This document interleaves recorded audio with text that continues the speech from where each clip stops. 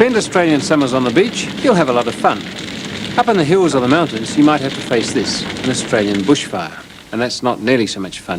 In fact, they do great amounts of damage and cost many, many thousands or millions of dollars. So, of course, people have been trying to find ways of fighting them. And one of the ways is this. Dropping on them, or in front of them, fire retardant. That red stuff coming from the plane is fire retardant. And it has a big effect on bushfires, as we're finding. This is all it is. It's a red powder. If I tip it out there, you can see it. Of course, it's not dropped like that. It has to be mixed up before it goes. But before mixing, that's what it is. It's a red powder, and it's nothing more than finely ground superphosphate, the fertilizer that farmers put on their pastures.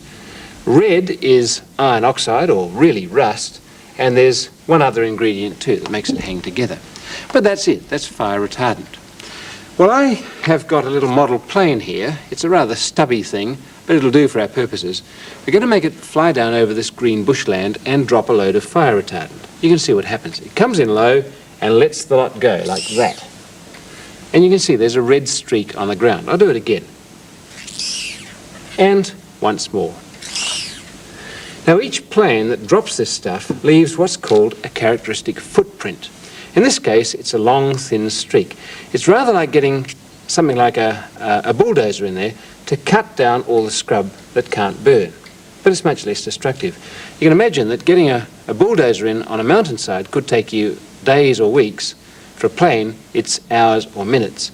And by dropping the retardant on there, you leave a sort of patch, a fire break, that won't burn. I said that it's mixed up with water. This is how it comes out. This is how it's put into the plane, really. That powder mixed with water comes out as a sort of goopy, red-like syrup. And although my plane was really making a mist like this, if you did that in real life, the mist would simply blow away. So you have to stop it misting, which it does as the liquid hits the airstream, by mixing something extra with it, and that's gum, rather like mucilage or glue that you have in a bottle at home. If I touch this stuff and lift up my finger, you can see that it comes off in strings. And that's a gum mixed with it to make it hang together. You can see that. As it drops out of the plane, if we play you that in slow motion, you'll see that it doesn't make a fine mist, it hangs together and drops as sort of claggy sheets onto the undergrowth beneath it. So that gum is very important.